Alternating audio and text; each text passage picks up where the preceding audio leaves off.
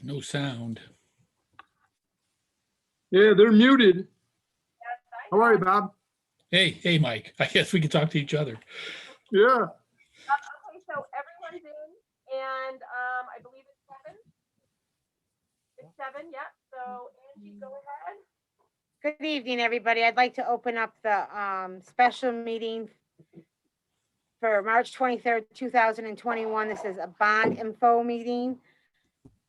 We're going to have Rebecca and Tim do a presentation, and then we'll have public comment for questions and so forth, and then move from there. Okay? All right, thanks. Thank you. Go ahead, Rebecca and Tim. You want to grab the microphone? Okay, so I'm going to share.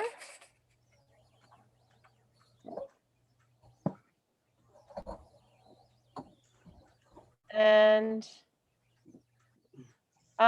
Mike Slattery, can you turn off your camera for me? Slideshow, thank you.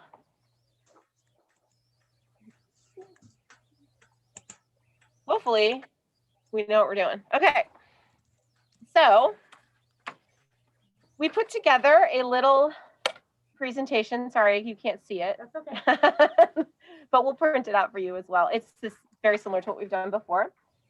This is we're gathering here tonight for the Pownal Bond informational hearing, where we're going to go over some aspects of the project itself and just talk about the bond for a minute. And people are gonna be able to ask whatever questions they might have. So first, we wanted to kind of talk about this backwards tonight. We want to start with the big picture and the vision for our town center, and it is going on its own.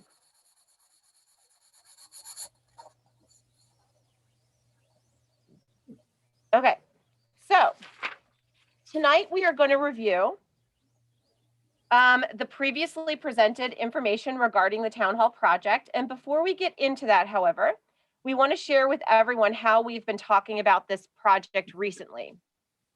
So over the past months, myself, Rebecca, as the board liaison, I've been working on a vision for the town green. I began working on this through the work of the Parks and Rec Committee, as it became very clear that the new town hall building would be a part of a larger and a very important plan for development of the entire village designation.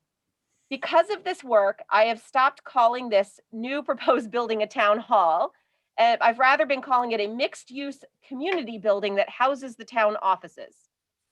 What we've been calling the town hall project for several years is really so much more than that, and we have an opportunity at our fingertips. The building of what we believe could be the center of positive recreational, educational, civic, community, and economic growth and development for Pownal. So our town center is a village designation as of 2018. The village center designation, this is a state designation, supports the revitalization efforts of small and medium-sized historic centers. The designation brings financial incentives such as tax credits, priority consideration for state grant funding, technical assistance for planning and development needed to attract new businesses, and vitality to Vermont's smaller communities. So when we place buildings in our village designations, we're automatically more qualified for further state down support, funding, technical assistance, all of those kinds of things. So that's kind of why the town center, why it's important to have this project in the town center. And then Tim is going to talk about our conversation with Richard Amore. Right, and welcome everyone. This is Tim Darter. We spoke with Richard Amore, who is the planning and outreach manager for the towns who have been given this designation. And pretty much what's really important to keep in mind is that village designation is only as good as it's utilized, which means what you want to do is really leverage the benefits of that designation to promote the economic development of the community. An example of that was a Better Places grant that we applied for a few months ago, and of 63 applicants, Pownal was in the top 15. Now we didn't receive that grant. They chose 8 out of the top 15. But what we came away with after our conversation was that we are really moving in the right direction. We're doing everything we need to do when it comes to a designation to make that area of property really utilized.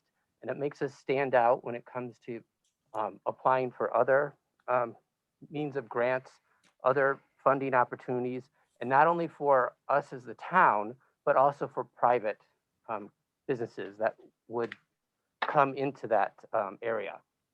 And what it does is it tells us that as we move forward and we utilize that space in much greater ways, including the new town hall, we are able to really take a really better position in what we apply for in the future to bring in more funds and economic development for this community.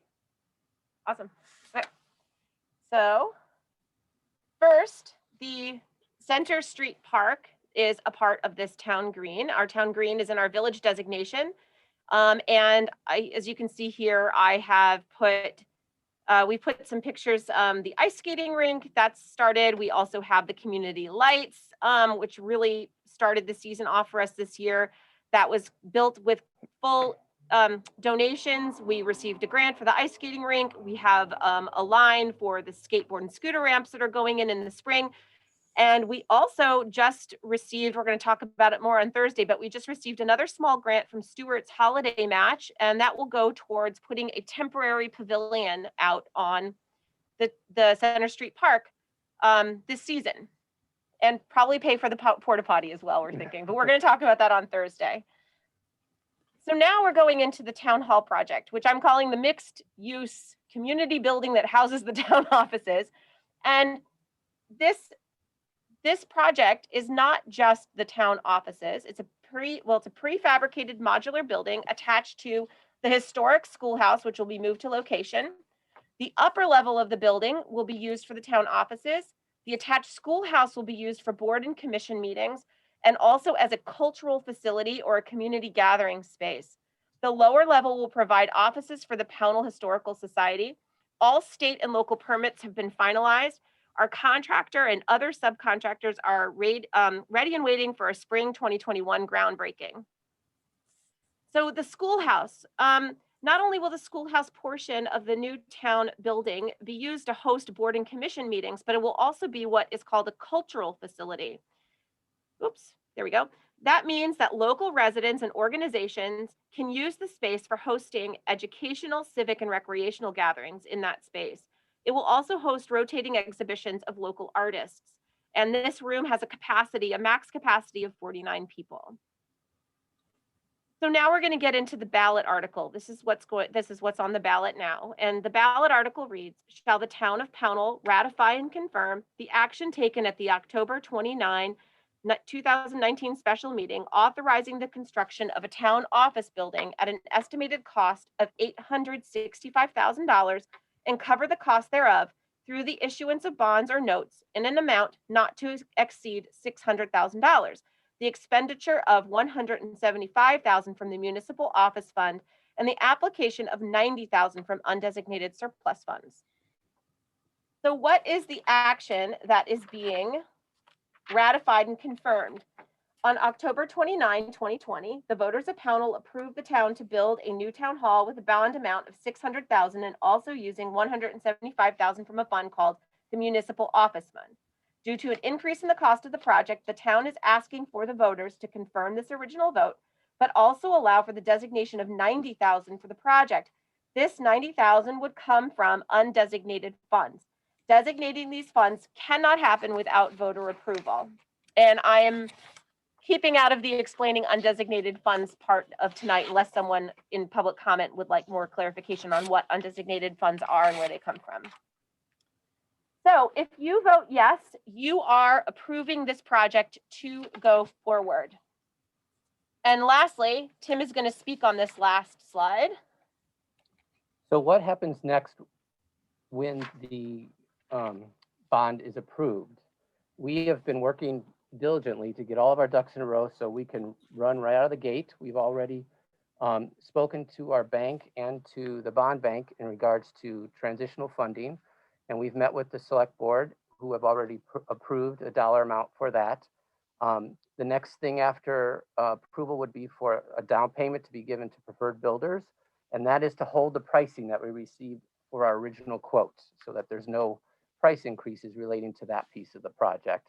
And then it would be the submission of the actual bond application. And that takes place in April with funding of the bond happening in August. Pegs over another peg into a empty. So, unmuted. Also Megan.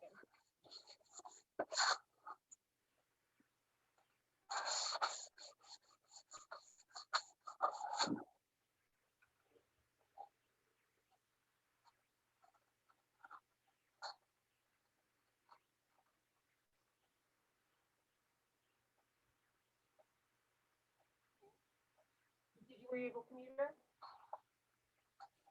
Sorry. Yeah, that's the end of the presentation, but there's somebody that's unmuted that's in the, I believe it's Pauline. Pauline, if you can mute yourself, that would be great. Okay, so that's our presentation. Take it from there. Thank you, Rebecca and Tim. Do any board members have anything to add? Mike? Mike, you're unmuted. I can't hear you. Mike's talking, but I don't hear him. How's that? Sorry. Now I can hear you. Thank you. Yep. So I just want to point out that one of the things when we applied for that Better Places grant, 15 out of 63 puts us in the inside the top 80% of people who applied for that grant. And I think that's a huge step forward. I don't think a few years ago, I don't think we would have been at that top 80%. So I think Tim and Rebecca are absolutely correct. We are headed in the right direction and we just need to continue to go that way. Yep. That's about it. Thank you, Mike. Bob, do you have anything to add? Nothing for me. That was a great presentation. I agree.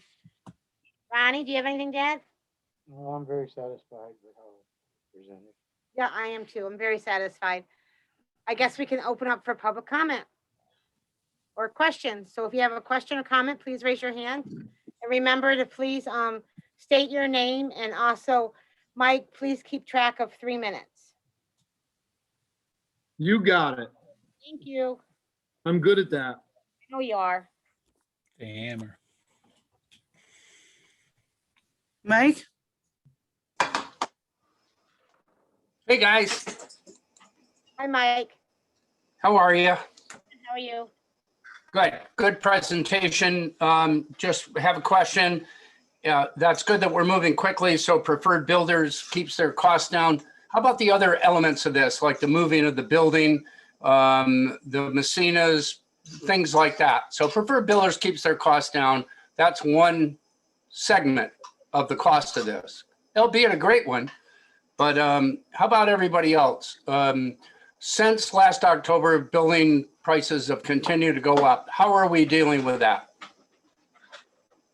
So Mike, we checked with all of these vendors. The last presentation I made, I think when I made the very, very specific presentation about how much extra we would need, I went through every subcontractor that we had on the line, and I had agreements from all of them that they were holding their prices for a spring 2021 groundbreaking. Yeah, that's great. I'm not sure how they can do that, but I hope that's absolutely what they follow through on. Thank you, Rebecca. Is that it, Mike? Thank you. Anybody else, please raise your hand. Jenny? Hey, all. Yeah, thank you for that presentation. Can you just let us know how it breaks down price-wise for each parcel in taxes? I suppose I could speak to that. It's not a parcel.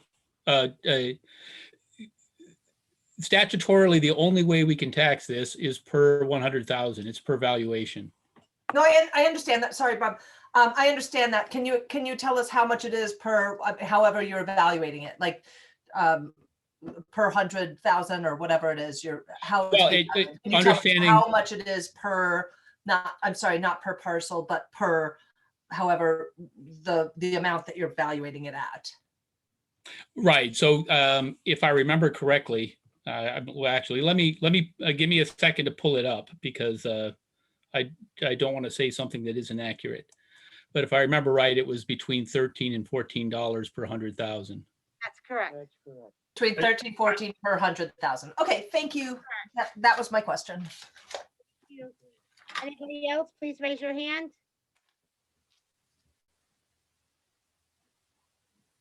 Bob, I think $13.87 sticks in my head for some reason. And I think Cindy's actually raising her hand. Is that correct, Cindy? Okay, just to let everybody know. Who? Cindy Legg. Okay, I don't see anybody yet. Sorry. Go ahead, Cindy. You hear me now? I think you're still muted. Oh, there we go. Thank I you. just wanted to say that I support the whole building, the whole complex, and I think it's great to make use of the property where the existing town hall is, and having it be multi-functional, multi-use is a tremendously wonderful idea for our whole future I and agree. many generations to come. That's all. That's all I have to say. Cindy, have a good night. Thank you. You're welcome. Anybody else with a comment or question, please raise your hand.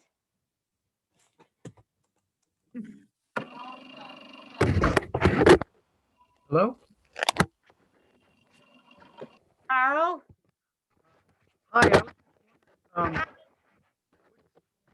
projected completion date. Projected completion date. We don't have one. We're hoping for by the end of August, correct? Yes, but apparently, because it's a factory built building, once it's delivered on site, it's a very quick build. But from what I understand, it can be done within months, but I would hate to give a very specific date and not have that specific date. Especially with COVID Right. going The on. bond payouts happen in August. But we would love to have this done. We'd love to be in there by end of summer. Correct. And just to add to that, I mean, that was one of the selling points all along. So all the way back from the beginning of the concept, we were told that this was very quick. And for that exact reason, it's pre-built and then it's put together on site. Thank you, Bob. Anybody else out there, please raise your hand for any questions or comments.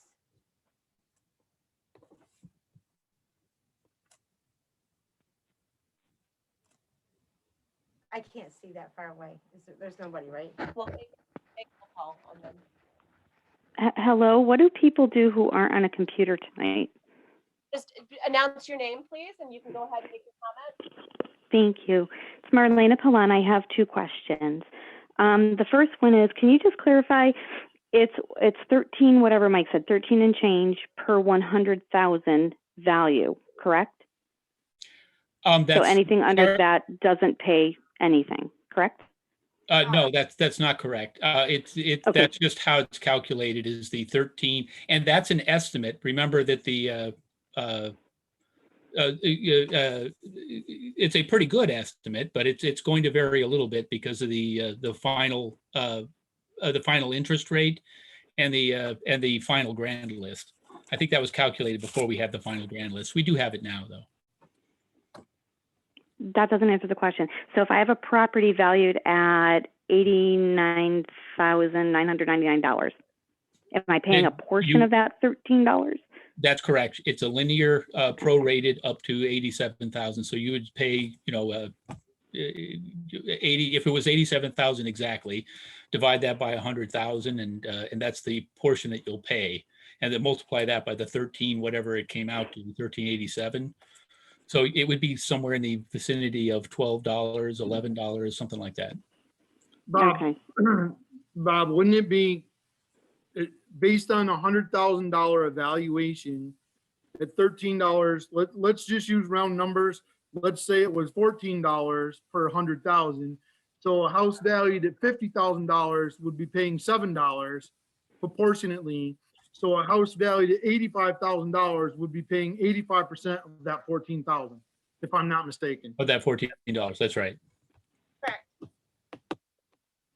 Okay, thank you. My next question is, I know you just said that the builders, subcontractors, et cetera, stated that they would keep the costs low, but with the significant increase in the cost of building materials, do you have a guarantee that they will not raise that? I have a guarantee from Preferred Builders that if we make that payment, that down payment before April 16th, that price is a firm hold. And if it's not made, then we're paying premium price, correct? If it's not, We're paying $57 for OBS board. if we do not make the down payment, then yes, we'd be subject to a 6% increase. However, the board just approved us to make that down payment as soon as we have voter approval. So if the vote goes through and we are approved, we will be cutting a check to Preferred Builders the next day. Okay. And then my last question is, could you please explain where the 180+ thousand of undesignated money came from? Thank you. I'd be happy to share that. Okay, go ahead. I'd be happy to explain undesignated funds. Thank you. Can you screen share? Oh, I still can screen share. But Rebecca, there's Okay, some, just remember, I'm not on a computer, so I need you to verbalize. But I will read it out loud and I will also Thank email. you. Rebecca, there's not 180 some $1,000s of undesignated. There's 90,000 of undesignated. Well, no, there's a complete amount of undesignated funds at the end of every year. Some years it's more, some years are less. It's often up around, I believe it's 180 this year. She's correct. But I think, but the only thing that applies to this is the $90,000 undesignated fund for the town hall. correct. But she's asking about the undesignated funds total.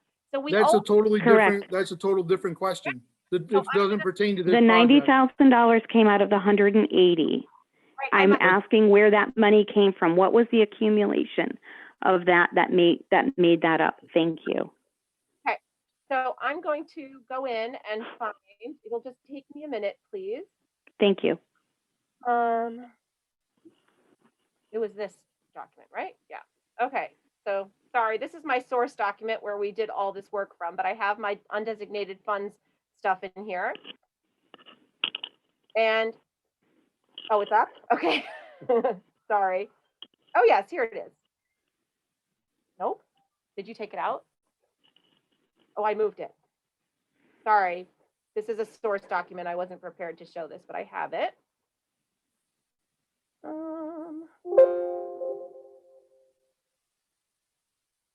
Come on. All right. What are undesignated funds? So annually, the select board creates a detailed budget anticipating the expenses for the coming year. A projected budget amount is placed on a budget expense line. This is not a fund, but a projected expense. A fund represents actual money being held for a purpose. So these are expense lines, and that is what the tax rate is calculated off of, is the budget expense line. So at the end of the year, any expense lines that were not spent become undesignated funds. These funds can either be returned to the taxpayers towards the next year's tax base, or it can be designated into a fund. The way a fund and/or monies become designated is by voter approval. So that's why we're asking for the voters to approve the designation of 90,000. So this is not money coming from another fund. This is just money that was expense lines that were not spent that we collected taxes on. And this is something that happens every single year. There are always undesignated funds, and it's about average to what we had this year. I've looked back on the past year's undesignated funds. Sometimes it's less, sometimes it's more. We believe that last year we had a lot of undesignated funds just because of COVID, we ended up not spending as much, especially in that very beginning. Actually, Rebecca, can I just real quick? 2 years ago, it was 180 something as well. Yeah, right. That's what I'm saying. This is not an abnormal amount of undesignated funds. So, and then I just have this quick little graphic that others can look at, but I can read. Undesignated funds are the difference between excess revenues and unspent expenses. So an example is, if you have an expense line for $100 for copy paper, and in fiscal year 2019, you only spend $50 on copy paper, at the end of year 2019, there are $50 left in this expense line. These $50 automatically become undesignated and are moved to the line undesignated funds at the end of that fiscal year. It does not remain in the copy paper expense line. So expense lines never carry over into the next year. Only actual revenue lines do. And a budget only produces expense lines, not revenue lines. So these $50, there are only two things that we can do with these leftover $50 that are now undesignated. We can give the $50 back to the taxpayers as a deduction on next year's tax base, or we can designate the funds with voter approval. So that explains, I hope that explains undesignated funds and where they come from. It comes from all over the budget. There could be 2 cents unspent on one line and $3 on another and 1,000 on another. All of those from every line in the budget come together at the end of the fiscal year, and if they are unspent, become undesignated. Thank you. That did explain that, but I think I asked my question wrong, and I'll shoot it to you in an email. I was actually wondering if you could give us the itemization as to where all the $50 came from over the last few years that equated to $180,000 in unspent monies. So I'll shoot an email request for that. Thanks. I can find out if that's pullable from an EMIC report. I'm not certain on that, but I can ask. And this was just for last year, right? You're saying that all those $50 are only from unspent money from last year's budget. Yes, that's correct. I can say that usually the biggest chunks come from the contingency funds. But that's per usual. We'd have to actually do line by line to get what you're looking for. Well, I think that's important information for the taxpayers to see where are we over budgeting and making sure that each year, if we've got a lot of $50 left over, we're decreasing those specific expense line items if we're not using it. But that's a different discussion. Great presentation. Thank you very much. If I could just make one last general comment, for those kinds of budget questions, you can get a lot of those answers by reading the town report, because it does show you what the initial budget lines were and where you ended up. It won't look this I year. have. No, I'm sorry. But, Yeah, thank you. I may not show it this year because we're not done yet with the budget line or with the fiscal year. Bob, Ms. Palan's time is up. Okay. Thank you, Mike. Is there anybody else out there that'd like to ask a question or have a comment? Please raise your hand.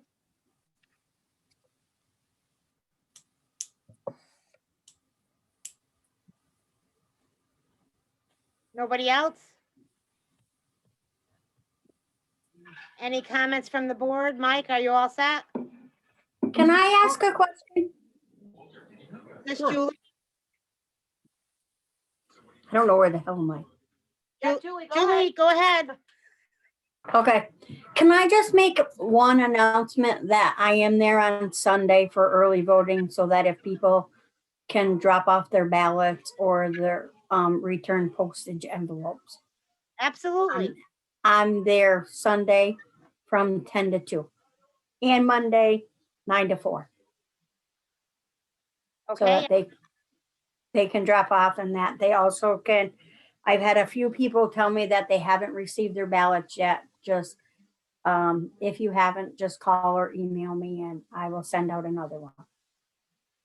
Or okay. they can come and vote in person. And the polls are open Tuesday, 10 to 7, correct? Yes. 7 to 10. Yeah, or no, 10 to 7. You're right. Sorry.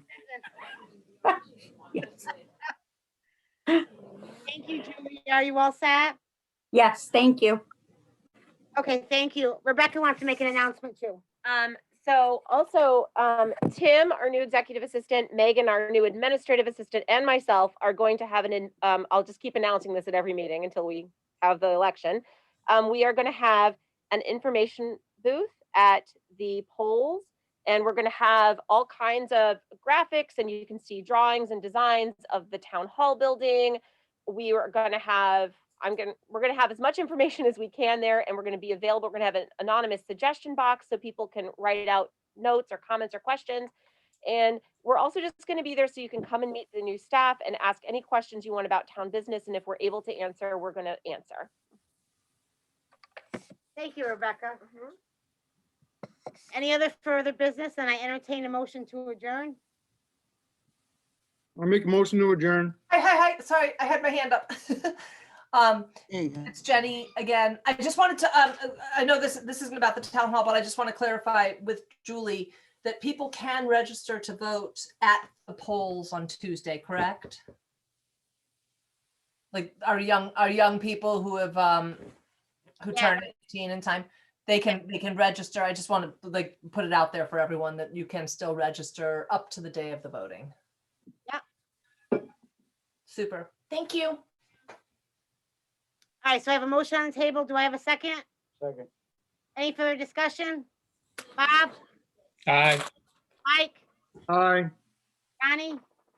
Angie, aye. Thank you, everybody. We'll see you Thursday at 7. Have a good night. Have a good night, guys.